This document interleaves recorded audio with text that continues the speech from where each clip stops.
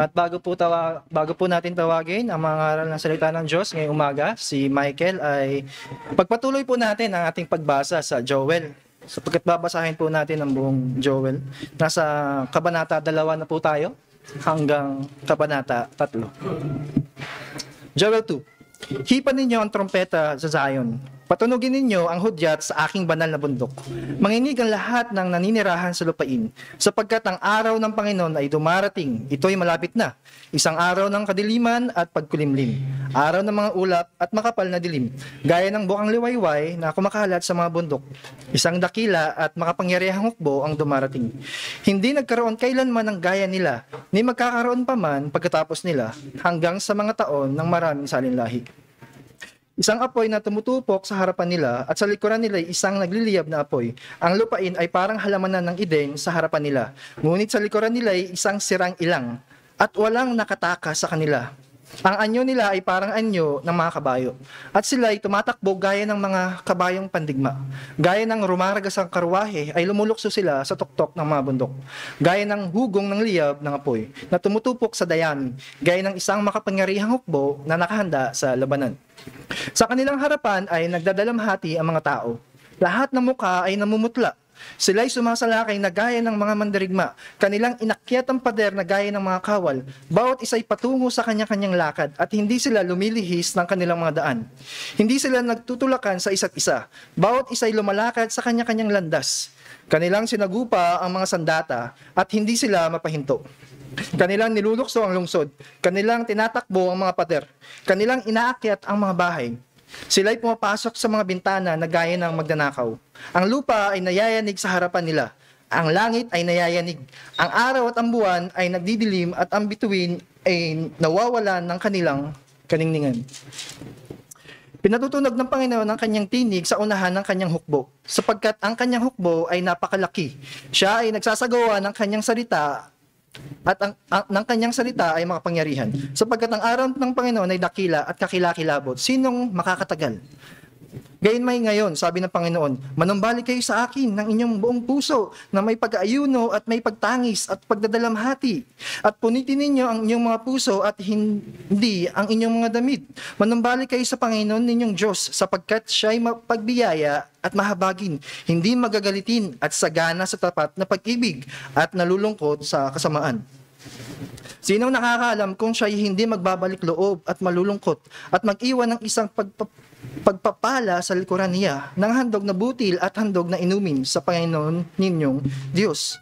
Hipan ninyo ang trompeta sa Zion. Magtakda kayo ng isang ayuno. Tumawag kayo ng isang taimtim na pagtitipon. Tipunin ninyo ang bayan.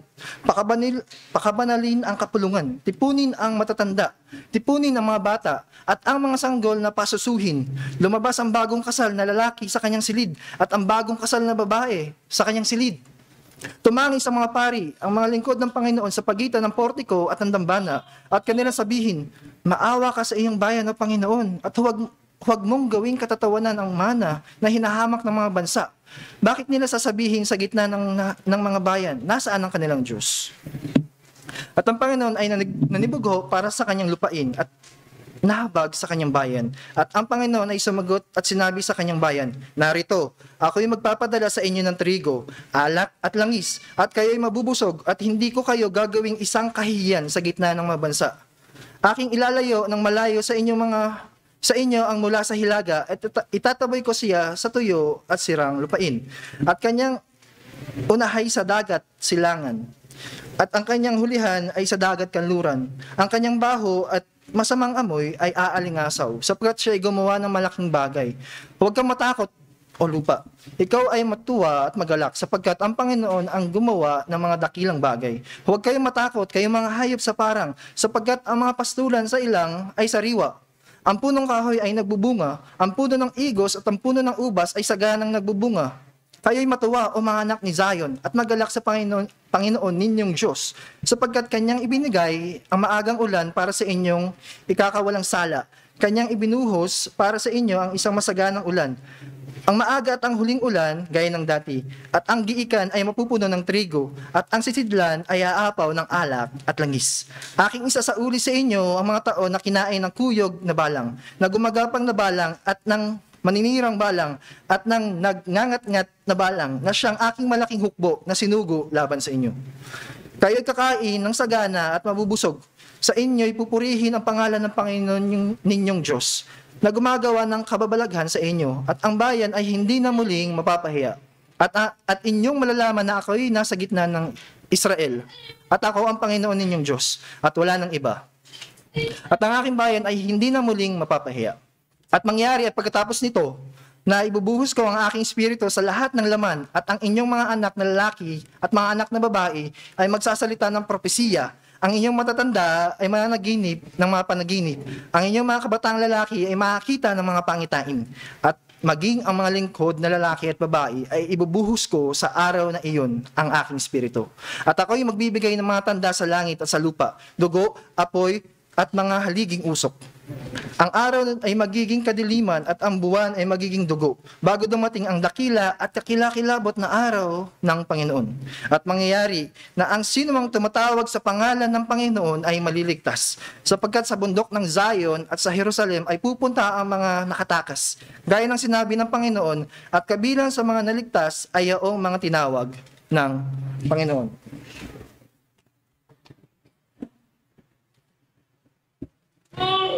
Chapter 3. Sapagkat narito sa mga araw na iyon at sa panahong iyon, kapag aking ibinalik ang kayamanan ng Huda at Jerusalem, aking titupunin ang lahat ng bansa at ibababa ko sila sa libis ng Jehoshaphat at hahatulan ko sila roon dahil sa aking bayan at dahil sa aking manang Israel, sapagkat kanilang pinangalat sila ng sa mga bansa at pinaghatian ang aking lupain, at nagsapalaran para sa aking bayan, at kanilang ibinigay ang isang batang lalaki dahil sa isang babaeng upahan, at pinagbili ang isang batang babae dahil sa alak, at ininom iyon. Ano kayo sa akin, O Tiro at Sidon, at buong lupain ng Pilistia? Binabayaran ba ninyo ako dahil sa isang bagay?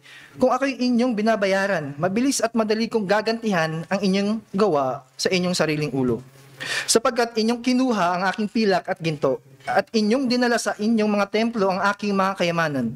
Inyong ipinagbili ang mga anak ng Huda at Jerusalem sa mga taga-Gresya, at inilayo sila sa kanilang sariling hangganan. Ngunit ngayon ay gigisingin ko sila sa dako na inyong pinagbilahan sa kanila, at aking sisingilin ang inyong gawa sa inyong sariling ulo, at aking pagbibili ang inyong mga anak na lalaki at babae sa kamay ng mga anak ni Huda.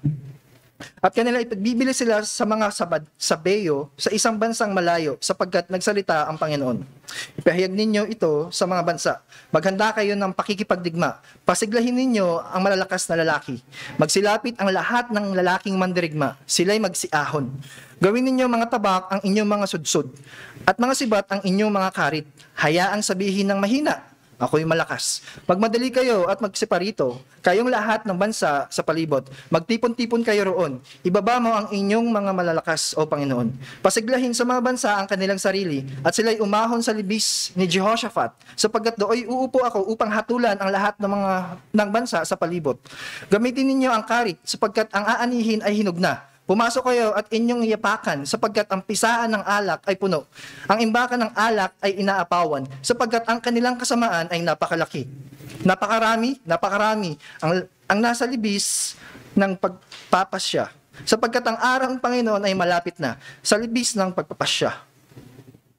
Ang araw at ang buwan ay nagdilim, at pinipigil ng mga bituin na ang kanilang pagningning. At ang Panginoon ay sumisigaw sa Zion, at binibigkas ang kanyang tinig mula sa Jerusalem, at ang langit at ang lupa ay nayayanig. Ngunit ang Panginoon ay kanlungan sa kanyang bayan, at muog sa mga anak ni Israel. At inyong malalaman na ako ang Panginoon ninyong Diyos, na naninirahan sa Zion, na aking banal na bundok. Kung magkagayoy, magiging banal ang Jerusalem, at hindi na ito daraanan ng mga dayuhan. At sa araw na iyon, ang mga bundok ay tutuluan ng matamis na alak, at ang burol ay dadaluyan ng gatas. At ang lahat ng batis ng Huda ay dadaluyan ng tubig, at isang bukal ay lalabas mula sa bahay ng Panginoon, at didilagan ang libis ng Shittim. Ang Ehipto ay masisira, at ang Edom ay magiging isang ilang nasira, dahil sa karahasang ginawa sa mga anak ni Huda, sapagkat sila ay nagpadanak ng dugong walang sala sa kanilang lupain. Ngunit ang Huda ay tatahanan magpakailanman, at ang Jerusalem sa lahat ng salinlahi. 21. Ipaghihiganti ko ang kanilang dugo at hindi ko pawawalang sala ang nagkasala, sapagkat ang Panginoon ay naninirahan sa Zion. Ito po ang salita ng Diyos. Tawagin po natin si Michael.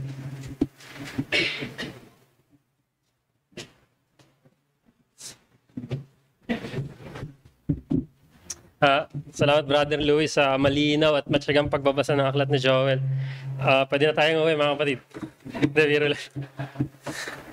Salamat din sa matyaga niyong pakikinig at paghihintay. Bago tayo magsimula, manalangin muna tayo. Panginoon Diyos, salamat sa pagkakataong to na maaari kaming mag-aral ng inyong salita. Samahan niyo po ang inyong lingkod na mangangaral. Huwag niyo po hayaan na magkamali ako. At sana sa mga makikinig, Panginoon, maging hamon at kalakasan ang mga salita niyo na mapapakinggan ng bawat isa sa amin. Binabalik namin sa iyo ang aming papuri at pasalamat, taming pag-asa. Sa tanging pangalan ni Jesus. Amen. Okay.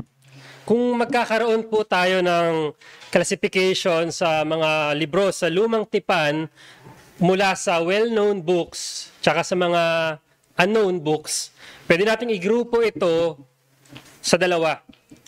I mean, yung mga sikat tsaka hindi sikat. Pwede nating ilagay sa mga sikat na libro yung Pentateuch, yung Genesis, Exodus, Leviticus, Numbers, and Deuteronomy. Pwede rin nating isama yung aklat ng poetry, yung dalawa, yung Psalm and Proverbs. At maging yung dalawang aklat sa major prophet na Isaiah and Jeremiah. Mga kilala yung libro na yan, aklat na yan. Actually, makikita mo yan kahit saan, yung mga verses. Lalong-lalo na yung sa Isaiah. Madalas ko makita yan sa yung graduation nung nakaraan. Ang caption sa Facebook madalas sa Isaiah chapter 60 verse 22. When the time is right, I, the Lord, will make it happen. Ginagamit na caption yan, paulit-ulit. Tapos pagka-graduate, nakahanap ng trabaho, ang sunod na caption naman yung Jeremiah 29 verse 11. For I know the plans I have for you. Yan yung madalas Kilala yan alam natin yan Ginagamit kahit out of context na, kahit hindi na akma doon sa situation. Nakabili ng bagong motor, may bagong bahay. For I know the plans I have for you. Thank you, Lord. Sa kabilang banda, sa grupo naman ng mga unknown books, makikita natin dyan si Haggai, Obadiah, Malakay, Habakuk, at marami pang iba sa mga minor prophets. At kasama na sa aklat na mga hindi sikat ay yung pagbubulay-bulayan natin ngayong umaga. Ang aklat ni Joel. Wala pa akong nakitang caption sa Facebook, sa graduation, sa kahit ng celebration na nagmula sa aklat ni Joel.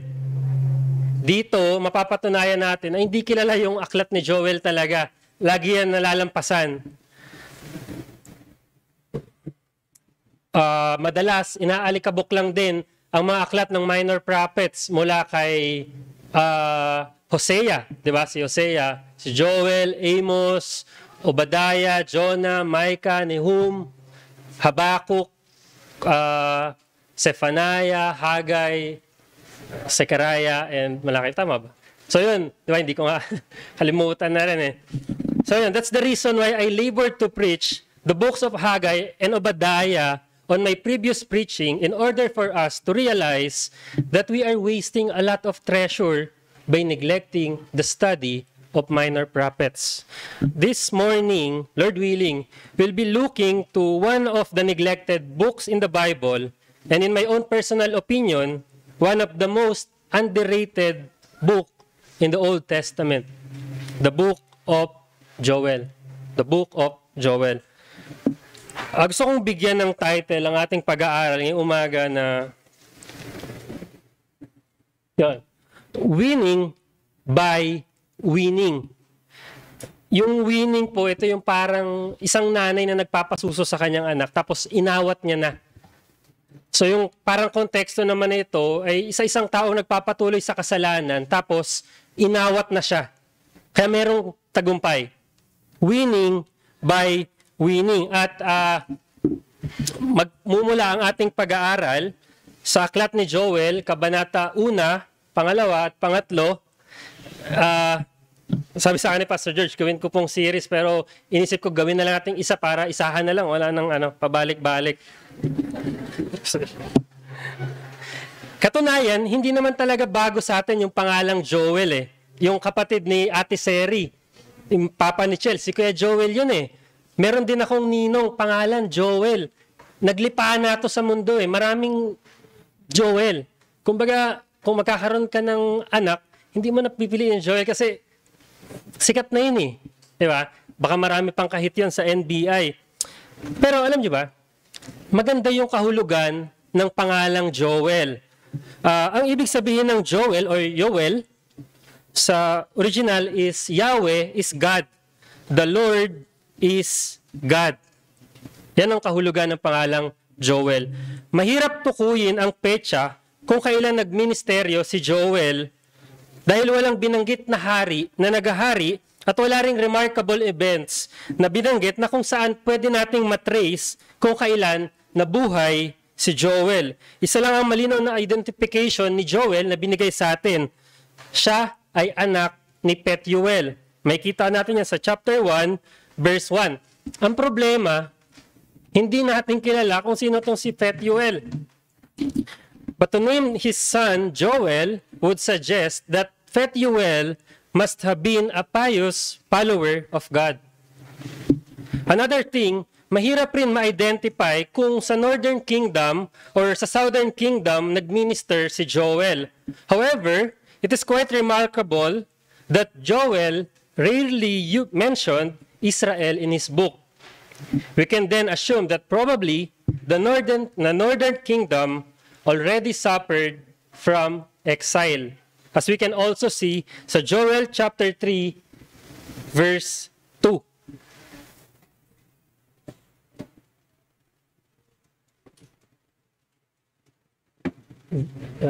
Joel chapter 3, verse 2. I will gather all the nations and bring them down to the valley of Jehoshaphat, and I will enter into judgment with them there on behalf of my people and my heritage, Israel, because they have scattered them among the nations and have divided up my land. So, maaari, nung panahong ito ni Joel, ang Northern Kingdom, wala na sila. Nagkalat na sila. On the other hand, mababasa naman natin sa Joel chapter 2, verse 17,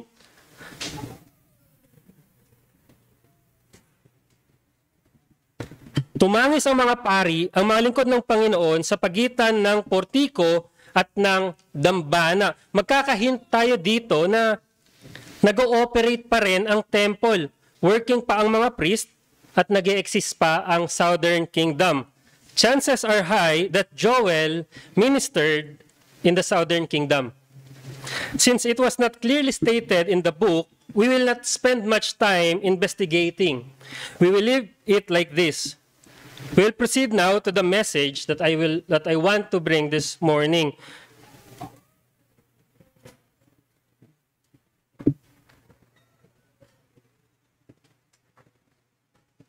Hindi yan yung message, sorry.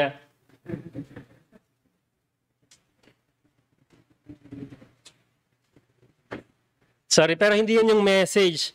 Binago ko na po yung message sa pag-edit lang po siguro. Trials may harden our lives and may destroy our dreams, but more often, it soften our hearts and restore our souls. Ayan, konti lang. Yung flakes lang yung napalitan pala. Trials may harden our lives and may destroy our dreams, but more often, it soften our hearts and restore our soul.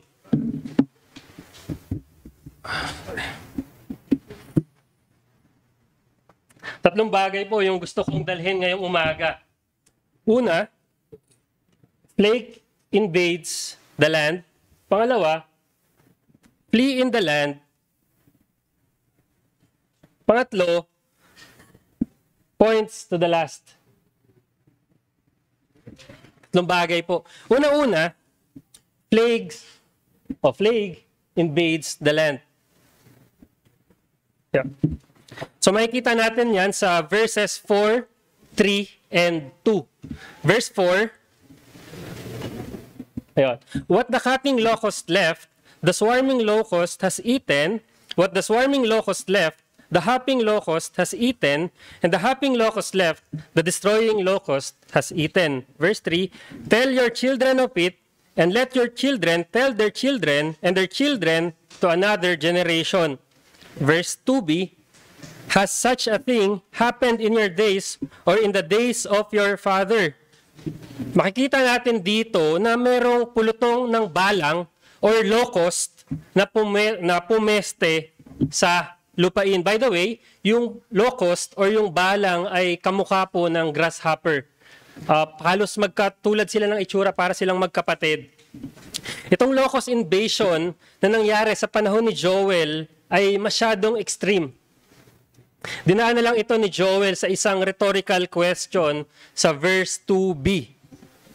Sabi niya, may nangyari na bang ganitong bagay sa inyong mga araw o sa mga araw ng inyong mga ninuno? Hindi siya nag-expect ng sagot. Rather, he only wants to emphasize that something unprecedented has happened. Remarkable ang pangyayaring ito sa bayan ng Diyos, ano pat iniutos sa kanila sa verse 3 na sabihin or ikwento ang pangyayaring ito sa susunod na generation. Verse 3, sabihin ninyo sa inyong mga anak at ng inyong mga anak sa kanilang mga anak at ng kanilang mga anak sa susunod na salinlahi. Kailangan nilang ikwento, inutusan sila ng Panginoon na sabihin sa susunod na generation na yung lesson mula sa salot na balang ay angkop pa rin sa kanilang mga anak. Na mga susunod na generation, even until our time, the message of the locust plague is still applicable. Matindi yung pagkawasak na ginawa ng mga balang sa lupain. Yung tipong halos wala na silang tinira. Sa verse 4, sinabi dito, ang iniwan ng nangangatngat na balang ay kinain ng kuyog na balang. Ang iniwan ng kuyog na balang ay kinain ng gumagapang na balang. At ang iniwan ng gumagapang na balang ay kinain ng maninirang balang.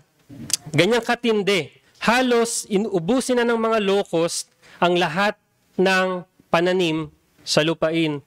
Let us not forget that Israel's economy was mainly agricultural during the Old Testament period.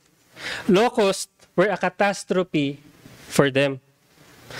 Sa bukid ang pangunahing kabuhayan sa Israel. So ang pagkapeste ng kanilang pananim dahil sa locust ay nangangahulugan ng isang masalimuot na kinabukasan dahil sira na ang ani.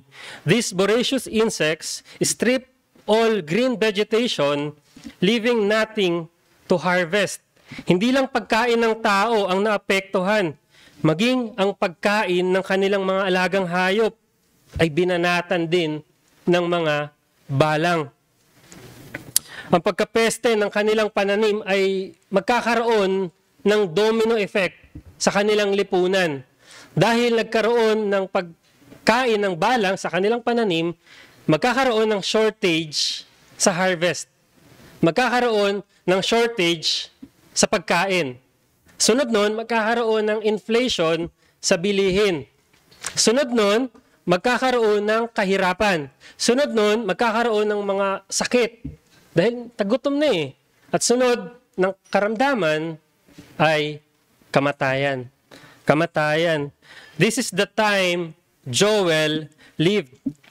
It is not just about the locust invasion. They are facing a greater problem. There is an imminent threat in their very existence. Let's look at two things. First, it is God's army. Second, it is God's mercy. First, it is God's army.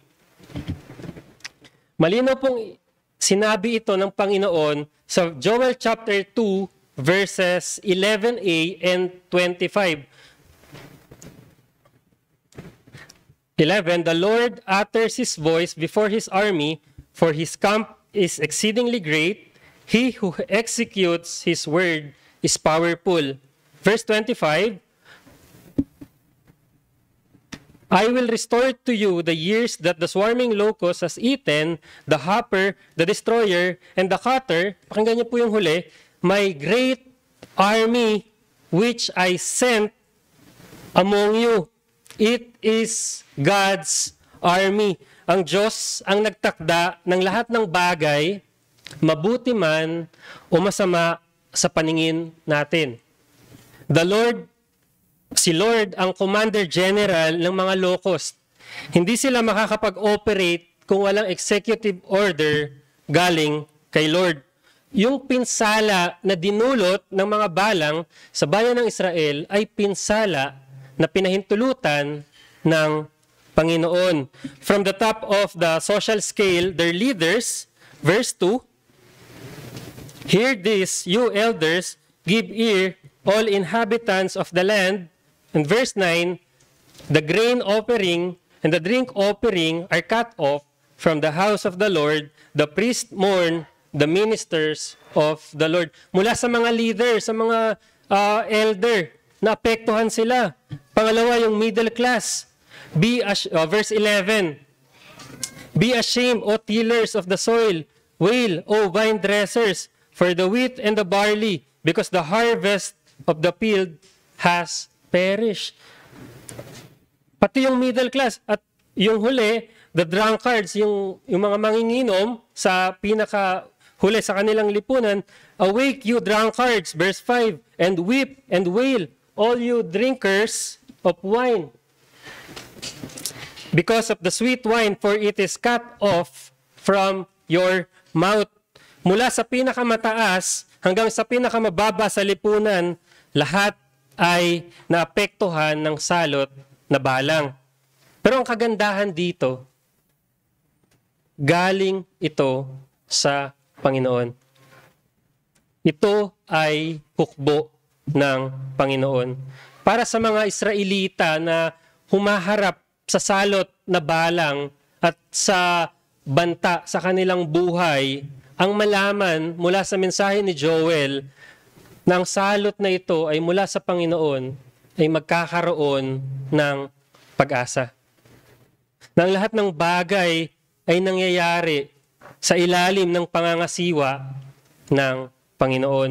Gayon din naman sa atin, lahat ng bagay ay nangyayari sa ilalim ng pangangasiwa at pagtatakda ng Diyos. Maraming bagay ang hindi natin kayang ipaliwanag o maunawaan. Bakit may kahirapan?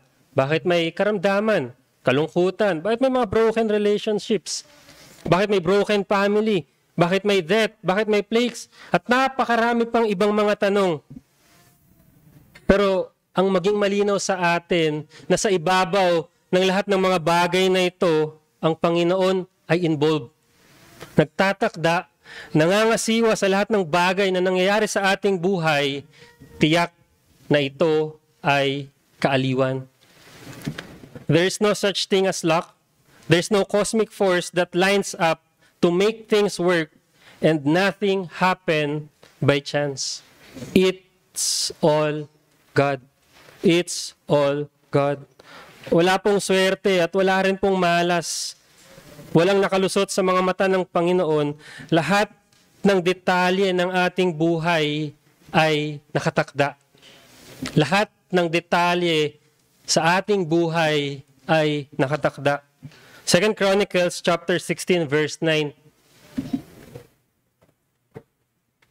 Sapagkat ang mga mata ng Panginoon ay nagpaparoot parito sa palibot ng buong lupa upang ipakita ang kanyang kapangyarihan, alang-alang sa kanila na ang puso ay tapat sa kanya. May kita natin dito na yung Diyos, ang kanyang mata ay nangangasiwa sa buong mundo. Walang bagay na, alam mo yun, nakalagpas, walang bagay na nakalusot. Lahat ito ay detalyado, lahat nakikita ng Diyos at lahat ay kanyang kontrolado.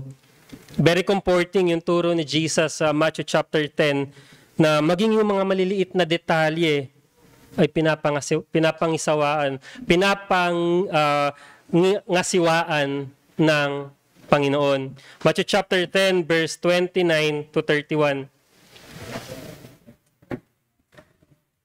29. Are not 2 sparrows sold for a penny? And not one of them will fall to the ground apart from your Father. But even the hairs of your head are all numbered. Fear not, therefore, you are of more valuable than many sparrows. Sparrows were customarily thought of as the smallest of creatures, and the penny was one of the least valuable Roman coin. But then, pinakita sa atin dito na God is sovereign even in the most insignificant events. Maging ang pagkahulog ng maya sa lupa at ang bilang ng ating mga buhok, lahat ay batid ng Panginoon. Lahat ay nasa ilalim ng kanyang pangangasiwa. Kaya yung low-cost invasion sa panahon ni Joel, pwede nating sabihin, it is God's army. It is God's army. Secondly, it is God's mercy. It is God's mercy. Joel chapter 1, verses 13 to 14.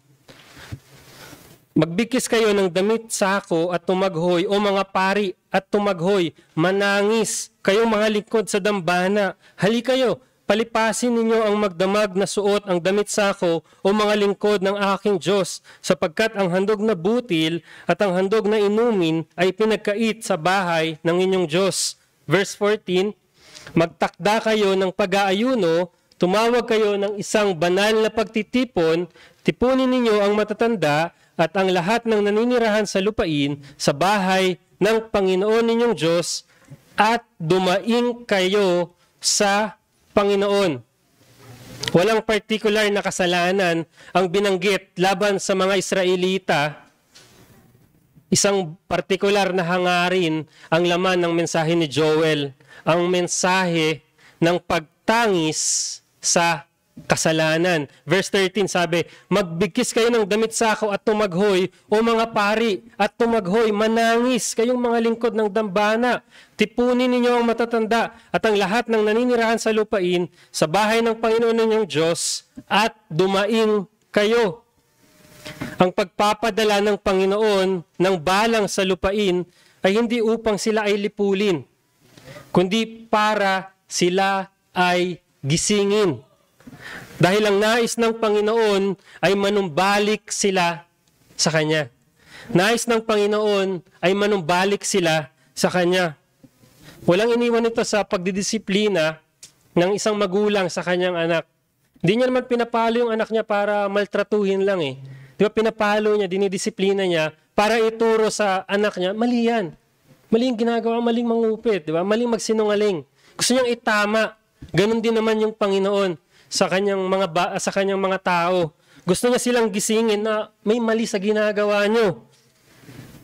Tiyak na ang salot na balang ay kapahayagan ng awa ng Diyos.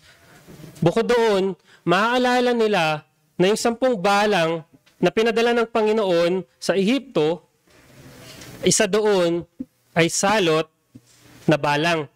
Yung 10 flakes sa Egypt, isa doon is salot na locust. Makikita natin yan sa Exodus chapter 10 verses 3 to 6. So Moses and Aaron went to Pharaoh and said to him, thus says the Lord, the God of the Hebrews, how long will you refuse to humble yourself before me? Let my people go, that they may serve me. Verse 4, for if you refuse to let my people go, behold, tomorrow I will bring locusts into your country, and they shall cover the face of the land, so that no one can see the land, and they shall eat what is left to you after the hail, and they shall eat every tree of yours that grows in the field. Verse 6, and they shall fill your houses, and the houses of all your servants, and all of the Egyptians, as neither your father nor your grandfathers have seen, for the day they came on earth to this day. Then he turned and went out from Pharaoh.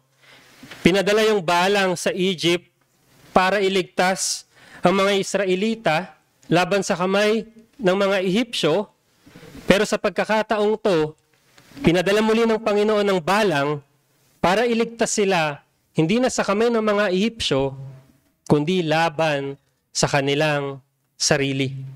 Laban sa kanilang sarili. Dahil ang dali nilang nakalimot sa Panginoon. There is wisdom in the words of King David sa Psalm chapter 119, verses 71 to 67, verse 71. It is good for me that I was afflicted, that I might learn your statutes. And verse 67, before I was afflicted, I went astray, but now I keep your word. Locust plague is a sure evidence of God's mercy. It is God's mercy. Sabi ni J.C. Ryle, every cross is a message from God and intended to do us good in the end. Trials are intended to make us think, to win us from the world, to send us to the Bible, and to drive us to our knees. Ang bawat krus ay mensahe mula sa Diyos at may layuning gawan tayo ng kabutihan sa uli. Ang pagsubok ay may layunin na tayo ay mag-isip. Alam mo yun, yung pagsubok, minsan papag-isipin ka nito nasa na ba ako? Anong ginagawa ko? At yung pagsubok, minsan inaawat din tayo nito papalayo sa mundo. Kapag masyado ka nang nahuhumaling sa mga bagay sa mundo, ang pagsubok, minsan ang aawat sa'yo. Dadalhin din tayo nito sa pag-aaral ng salita ng Diyos at dadalhin din tayo nito sa pananalangin sa Diyos. Tiyak na yung locust ay habag ng Diyos. It is God's mercy.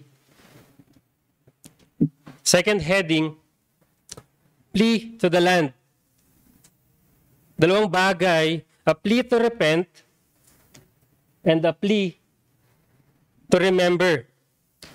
First, a plea to repent. Sorry, ikaw na lang mag-control, Shane, para hindi ka na.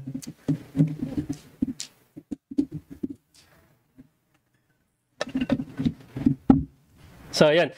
Una-una, a plea to repent. Joel chapter 2, verses 12 to 13. A.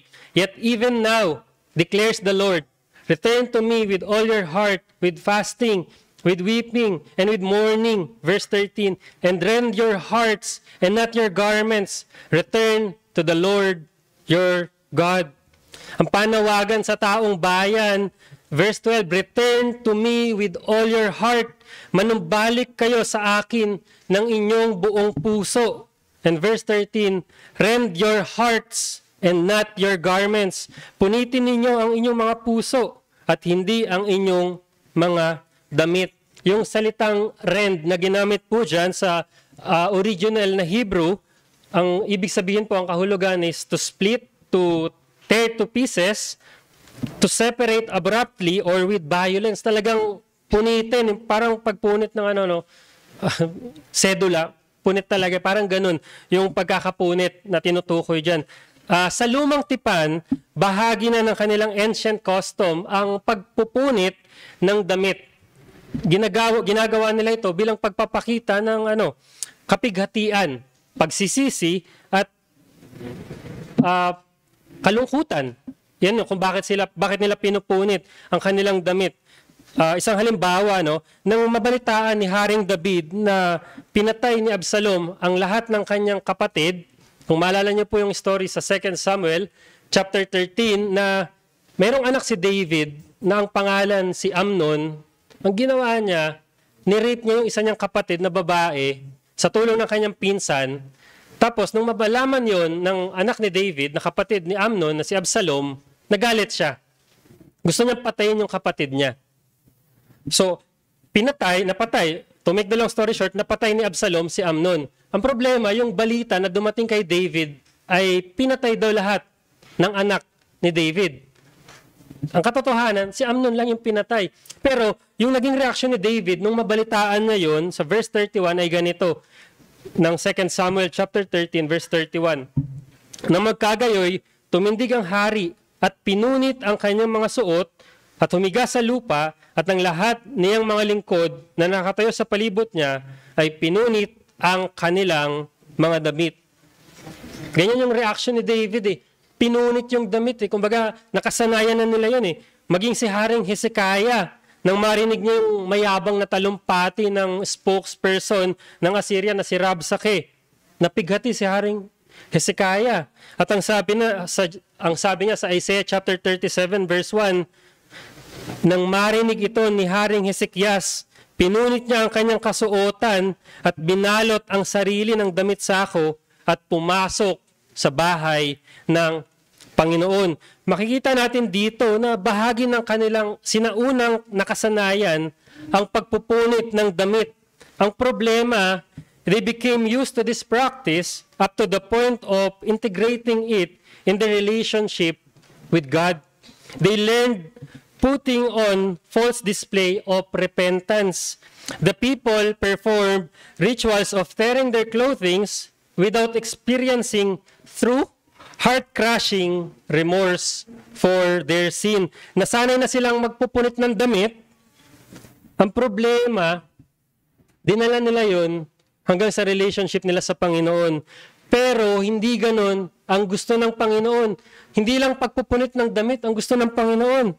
Verse 13, sabi ni Lord, punitin ninyo ang inyong mga puso at hindi ang inyong mga damit. Puso ang kailangan punitin. Alam ng Panginoon ang totoong pagsisisi at ang panlabas na pagsisisi lamang.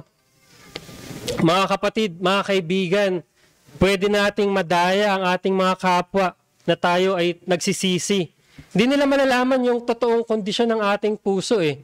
Pwede kong sabihin sa isang tao, nagsisisi na ako. Pero hindi niya naman alam yung laman ng puso ko eh. Pwede tayo maging aktibo sa loob ng gawain sa church. Perfect attendance every Lord's Day. Nagpa-participate sa Lord's Supper or even to the point na nakakapagturo ng Word of God. Pero pwede rin na hindi punit ang ating puso.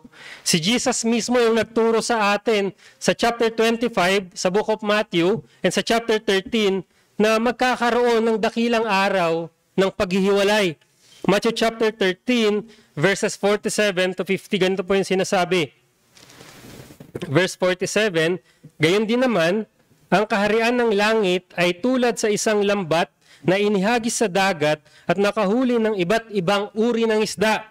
Nang ito ay mapuno, hinila nila ito sa pangpang, umupo sila at tinipon sa mga sisidlan ang mabubuti, ngunit itinapon ang masasama.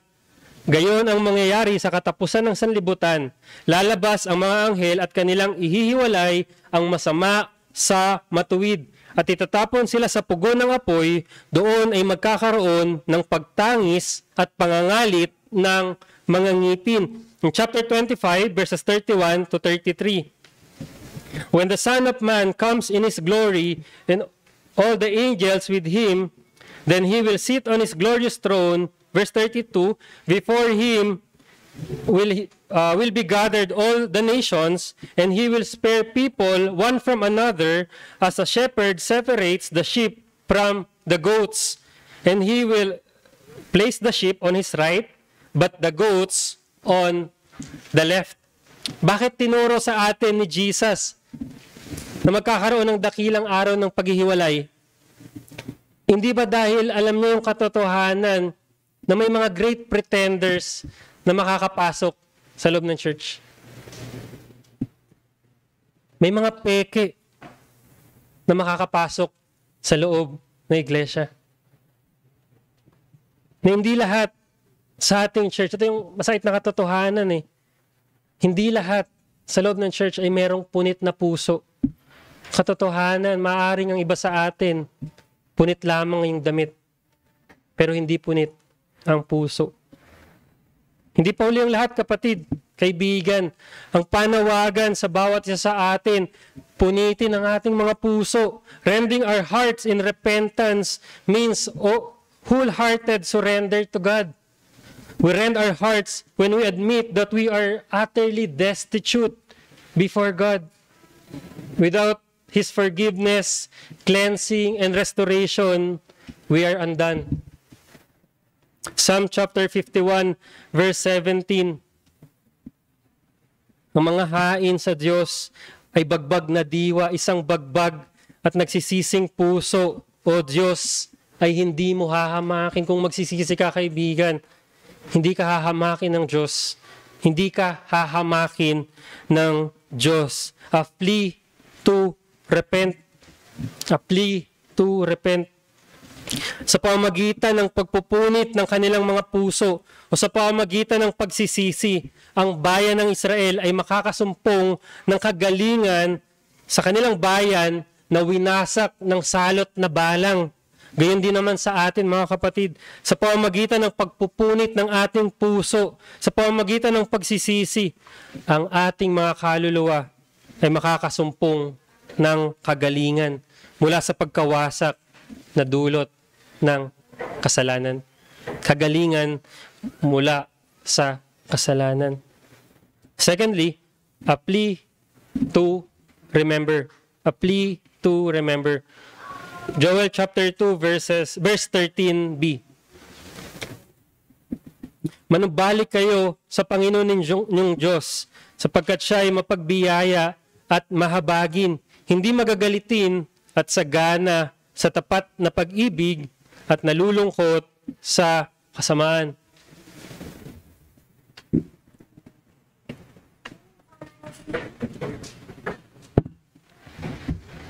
Ito yung fuel na binigay ng Panginoon sa mga Israelita to drive them to repentance. Ang kanyang tapat na pag-ibig, kasama ang kanyang biyaya, habag at pagpapatawad. Maalala nila sa salita ni Joel sa verse 13, yung mga salita na sinabi ni Moses sa bayan ng Diyos nang sila ay magkasala. Kung maalala niyo po yung story sa Exodus chapter 24, nang si Moises ay umakyat sa bundok, kasama niya yung kanyang lingkod na si Joshua. Exodus 24 verse 13 to 14. Kaya tumindig si Moises at si Josue na kanyang lingkod, at si Moises ay umakyat sa bundok ng Panginoon. Verse 14, kanyang sinabi sa matatanda, hintayin ninyo kami rito hanggang sa kami ay bumalik sa inyo, at sina Aaron at Hur ay kasama ninyo, at sino mang magkaroon ng usapin ay lumapit sa kanila. Verse 32, Exodus chapter 32, anong nadatnan ni Moses pagbaba niya sa bundok? Ang taong bayan ay sumasamba na sa gintong guya na ginawa ni Aaron. Nagalit ang Diyos, pinarusahan sila. At sa Exodus chapter 32 verse 27 to 28, ito po yung sinabi. Sinabi niya sa kanila, ganito ang sabi ng Panginoong Diyos ng Israel, ilagay ng bawat lalaki ang kanyang tabak sa kanyang tagiliran. Humayo kayong paruot parito sa mga pintuan sa buong kampo at patayin ng bawat lalaki ang kanyang kapatid na lalaki, ng bawat lalaki ang kanyang kasama, at ng bawat lalaki ang kanyang kapwa. Ginawa ng mga anak ni Levi ang ayon sa salita ni Moises, at nabuwal ang halos 3,000 katao sa mamamayan ng araw na iyon. Halos 3,000 ang namatay sa pamamagitan ng tabak ng araw na iyon. Isa ito sa masalimuot na pangyayari sa kasaysayan ng Israel. 3,000 na tao ang pinatay ng tabak. Sobrang dami nito. Sa chapter 33 ng Exodus, verses 1 to 3, ayaw na silang samahan ng Panginoon na magpatuloy sa promised land. Ayaw na silang samahan ni Lord. Verse 1 ng Exodus 33. The Lord said to Moses, depart, go up from here, you and the people whom you have brought up out of the land of Egypt, to the land of which I swore to Abraham, Isaac, and Jacob, saying, to your offspring I will give it. Verse 3, go up to a land flowing with milk and honey, but I will not go up among you, lest I consume you on the way, for you are a stiff-necked people. At yung famous line ni Moses sa verse 15 ng Exodus 33, and he said to him, if your presence will not go with me, do not bring me up from here. And sa chapter 34, dito sinabi ng Panginoon yung mga salita na kagaya ng sa mensahe ni Joel. Chapter 34, verse 6 to 7. Verse 6, the Lord passed before him and proclaimed, the Lord, a God merciful and gracious, slow to anger and abounding in steadfast love and faithfulness. Verse 7, keeping steadfast love for thousands, forgiving iniquity and transgression and sin, but who will by no means clear the guilty. Maaalala ng taong bayan na sa kabila ng kasalanan ng kanilang mga ninuno, nagmahal pa rin ang Diyos. Nagmahal pa rin ang Diyos. At ayan ang panawagan ng Panginoon, alang-alang sa kanyang pag-ibig na hindi nagbabago. Alalahanin natin ang pag-ibig ng Diyos na hindi nagbabago. A plea to remember God's steadfast love. Knowing the goodness and mercy of God is another motive for true repentance.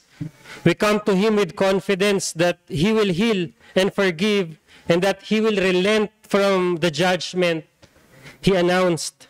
Whether we admit it or not, recipient tayo ng kabutihan at pag-ibig ng Panginoon.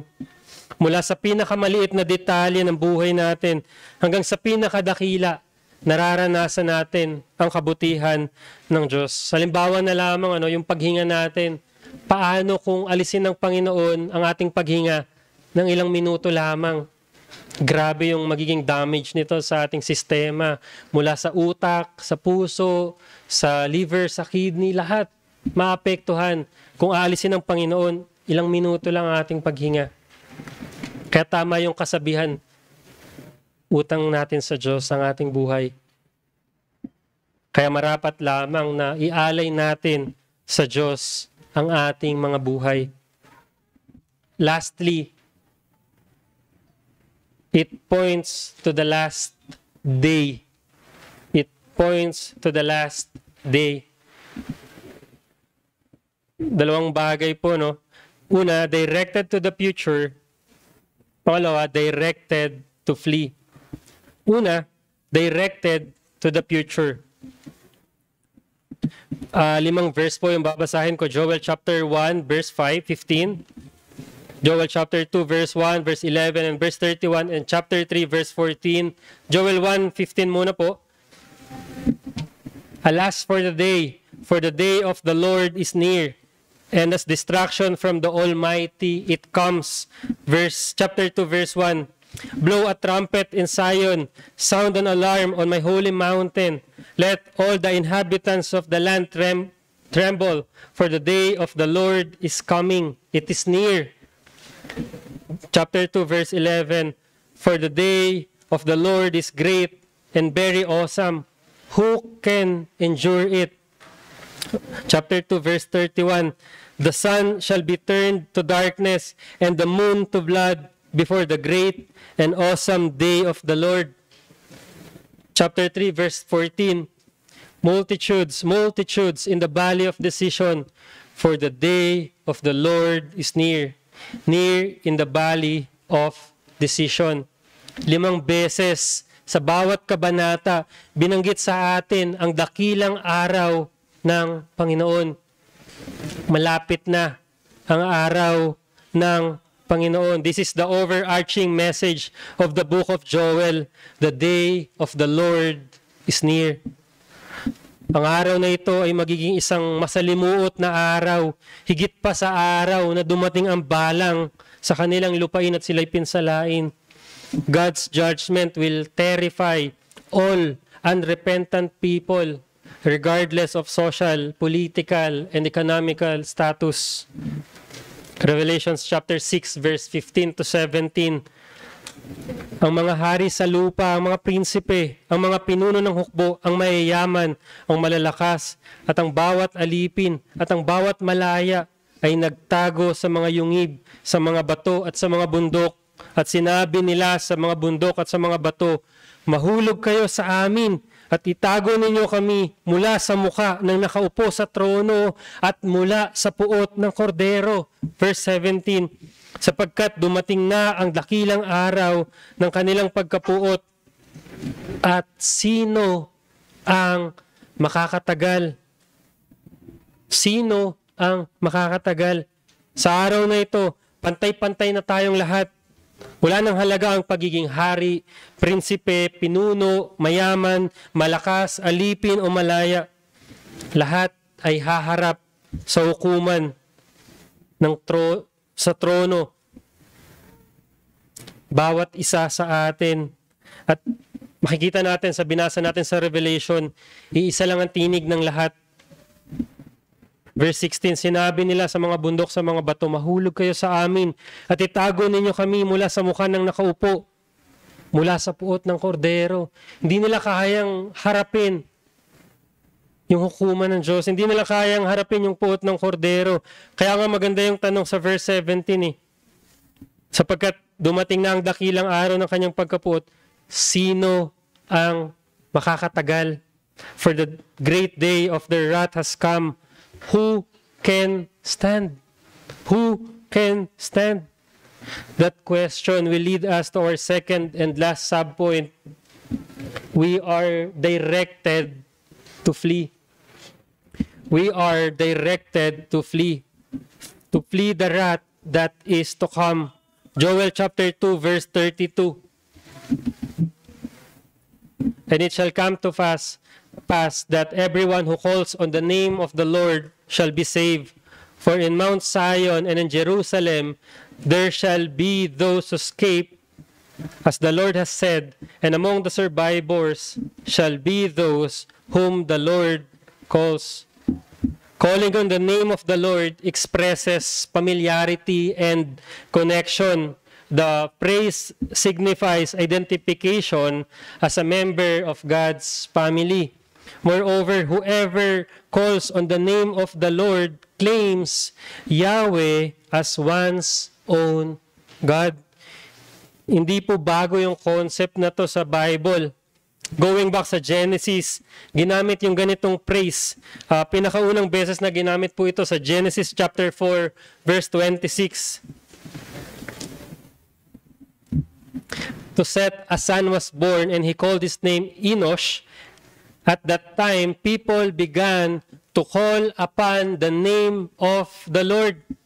Ginamit din po ni Abram yung praise na ito nang makarating siya sa Kanaan at nagtayo siya roon ng kanyang tolda at dambana sa Panginoon. Genesis chapter 12, verse 8. And there he built an altar to the Lord and called upon the name of the Lord. Ang pagtawag ni Abraham sa pangalan ng Panginoon ay pagpapakita ng kanyang personal na kaugnayan sa Diyos. Calling on the name of the Lord indicates personal interaction and relationship. Sa konteksto naman ng mensahe ni Joel, ang pagtawag sa pangalan ng Panginoon ay pagpapakita ng kanilang pagdepende sa Panginoon. Calling upon the name of the Lord recognizes their dependence upon Him. Especially sa situation ng Israel na nasa ilalim ng salot na balang. Pinapakita nila na sa pagtawag nila sa pangalan ng Panginoon, wala silang magagawa para iligtas ang kanilang sarili, maliban na abutin sila ng Panginoon sa kanilang kalunos-lunos na situation. Going back to the question that we raised in the previous point, when the day of the Lord comes, who can stand? Who can stand? Kapag dumating na ang dakilang araw ng Panginoon, sino ang makakatagal? Sinabi sa atin ni Apostol Pablo ang sagot na kinuha niya mula kay Joel sa Romans chapter 10 verse 13. Romans chapter 10 verse 13. Sapagkat ang lahat ng tumatawag sa pangalan ng Panginoon ay maliligtas. Ang lahat ng tumatawag sa pangalan ng Panginoon ay maliligtas. Sila, yung mga tao na makakatagal sa dakilang araw, sila natatawag sa pangalan ng Panginoon. One more interesting thing sa Joel chapter 2 verse 28 to 29, sabi dito, verse 28, "And it shall come to pass afterward that I will pour out my spirit on all flesh. Your sons and your daughters shall prophesy. Your old men shall dream dreams, and your young men shall see visions." Verse 29, "Even on the male and female servants in those days, I will pour out my spirit." Natupad yung propesiyang ito ni Joel nang bumaba ang Holy Spirit nung araw ng Pentecost. Makikita natin yung sa Acts chapter 2 verses 1 to 4. Verse 1, "Nang dumating ang araw ng Pentecostes, silang lahat ay nagkakatipon sa isang lugar. Biglang dumating mula sa langit ang isang ugong na gaya ng isang humahagibis na hanging malakas, at pinuno nito ang buong bahay kung saan sila nakaupo. Sa kanila ay may nagpakitang parang mga dilang apoy na nahahati at lumalapag sa bawat isa sa kanila." Verse 4, "Silang lahat ay napuspos ng Espiritu Santo at nagsimulang magsalita ng iba't ibang wika ayon sa ipinagkaloob sa kanila ng Espiritu." May kita natin sa verse 17 to 21 sa Book of Joel, kinote ito ni Peter sa chapter 2 verse 28 ng Book of Joel. Gusto ko lang po i-point dito na natupad ang salita ng Diyos. Imagine, mula pa sa lumang tipan, sa aklat ni Joel, nangyari yon sa bagong tipan. Sa aklat ng mga gawa, natupad ang salita ng Diyos. Bawat mananampalataya sa kasalukuyan, pinapanahanan ng Espiritu Santo.